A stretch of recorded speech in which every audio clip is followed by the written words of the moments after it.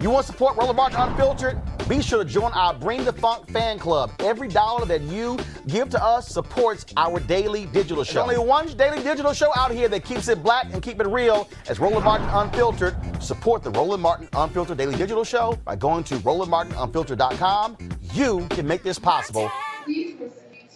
Oh man, how hard is it to be black? A black man in Portland, Oregon. Remember, he was accosted in a hotel where he was on the cell phone talking to his mother. And a security guard came up to him and said, "What are you doing here?" Demanded proof that he was actually staying in the hotel. Demanded to see his room key, and he continued to press him. Well, Jermaine Massey is now suing the Hilton DoubleTree in Portland for $10 million. What eventually happened was that the security guards told Massey he was loitering and that he was a risk to the safety and security of the other guests. Eventually, the hotel manager called Portland police, who then escorted Massey out of the hotel. Massey was not arrested, and the police officer who responded to the incident offered to drive him to another hotel. We'll keep you updated on this suit. Amisha, what it just goes to show you, and this is a thing that white Americans don't understand. In fact, I had a black conservative who was upset with me because of our crazy-ass white people segment. He was like, well, what if somebody else had a segment called Crazy-Ass Black People? You don't see black people doing the kind of stuff where calling the cops on somebody black who's barbecuing, or saying your car was 1 inch in the crossway, or selling lemonade and then calling the cops. You don't see that happening. And here's a case where, again, brothers in the lobby talking to his mom on the cell phone, staying at the hotel, but they say, "Oh, I'm sorry, you're loitering." This is called being black in America.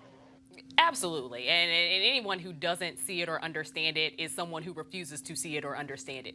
At this point, you know, we're at a point in our nation's history where these types of stories keep ticking up. Not that they haven't always happened, but they're getting, or at least in black media circles, the actual coverage that they deserve. In this case, one of the things that struck me the most is that there are meetings that happen in hotels across this country every single day by people who do not actually have a key card, or not actually people who are staying at that hotel.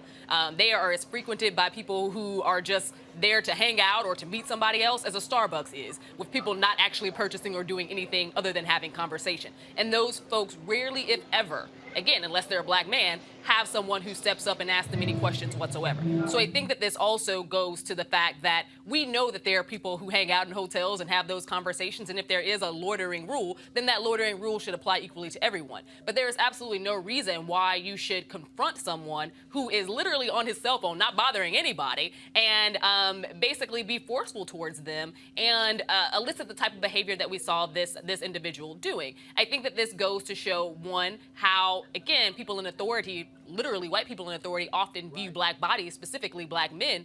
But in addition to that, there's absolutely nothing. If I'm at a hotel and you demand that I show you some proof of my stay at that hotel, the odds of it happening are very low. But I don't think that even in that type of situation, as a woman, and I think that this is one of the dissections that we have to make as well. As a woman, I'm not going to get treated the same way that that black man did in that instance. And I think that we need to, you know, continue to elevate these stories, but also have an understanding and push these hotel corporations and these other industries that exist to not only identify by those anti-bias trainings, but also to have a strong understanding of the things that they do every day, these micro biases that exist, where it tells you inwardly that this person is some type of a threat, or that they may be disruptive, or that they may cause issues for other people who are in that area.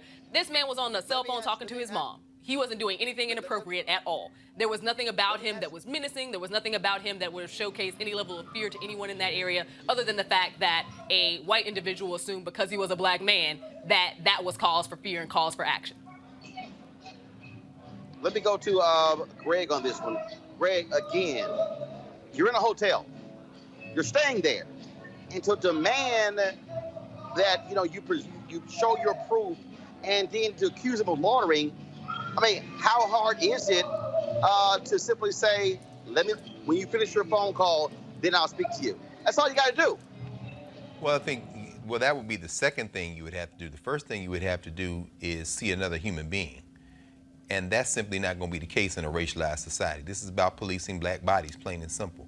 As someone who, you know, like you, was born and raised in the American South, You know, I can think of what my father used to say sometimes, like, son, sometimes you got to go through life as if you got one bullet in your gun. The question is tonight the night you're going to use it? There have been many times when I've been approached and asked for identification, and I just produced it. Why? Because it was easier to get this person out of my face than it would be to say, no, I don't have to show you anything. But of course you don't have to show anybody anything if you're living in a society where your life may not be at risk. But this is a question where you make a judgment call. And in that moment, you never know the circumstances. And this is a message for white people, the many white viewers and those who might tune into this. Y'all gonna get the right one day. And a man gonna be talking to his mother on the phone, and she's gonna tell him about something that's very personal and may make him very emotional, and you're gonna walk up to them and say, excuse me, can I see your ID? And you're gonna catch something you didn't intend to catch. So here's a message to white people. Either you start treating us like human beings, or you might find out that you're gonna get a surprise. It's lucky that this hotel may just get off with a few $1 million, because that could have ended very differently depending on how any of us, woman or man, is approached at a moment when somebody tries to decide that they're gonna impose their humanity on us as if we're something less than human. Avis, again, I think, look, we have seen more and more of this, and I'm telling you, white folks have been emboldened in this country since Donald Trump is president to literally challenge the mere presence of black people. We had the story in Maryland, of course, where these sisters were by the pool, and this guy pretty much just chased them off of the property. And then, of course, the lemonade, the barbecue. We talk about, story after story, and people don't understand when black people get sick and tired of this, and black people go off. We're like, why are y'all upset? Because mere blackness is what is being questioned. Absolutely, absolutely, and it's so, as Dr. Carr was saying, our humanity is being ignored. It's being undermined. It is, and it's being done by individuals who are using authority, quote unquote, perceived, or what they believe is their real authority, right? Perceived authority, as a tool of oppression against us. So it's either their personal authority in the form of a security guard in this particular instance, or trying to insert the authority of the police by picking up your cell phone and calling the police for a ridiculous reason. And so we've always in this country had this situation where white people use authority as tools of oppression against African Americans. I think it's very interesting because it sort of parlays into a meeting that I was in a couple of weeks ago at Facebook's headquarters around, the reality that black people, for example, are more likely to be put in Facebook jail than white people. And one of the things that was brought up in that meeting in terms of one of their explanations for this was that white people just tend to report more than black people. And they will report all sorts of ridiculous things, but according to them, a lot of the people who interpret what's being reported are people from around the world. So they don't even understand our cultural context here in America to really make oftentimes good decisions about whether or not what was reported was actually something that deserved attention.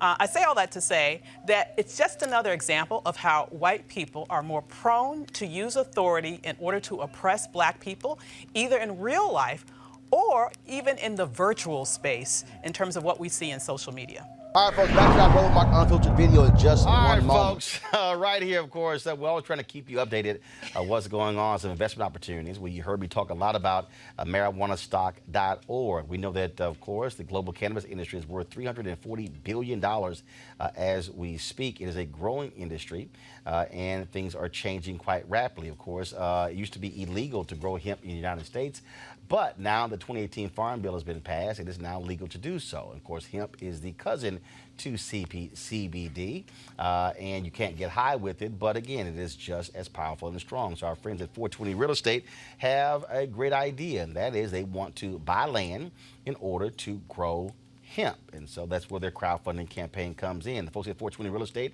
have a deal for our Roland Martin Unfiltered family. That is the crowdfunding campaign. You could have gotten in for $500, but they've lowered it to $200. So you can give as low as $200 all the way up to $10,000 to be a part of this crowdfunding campaign. All you got to do is go to marijuanastock.org. That's marijuanastock.org to get in the game and get in the game now. Now back to your Roland Martin Unfiltered video.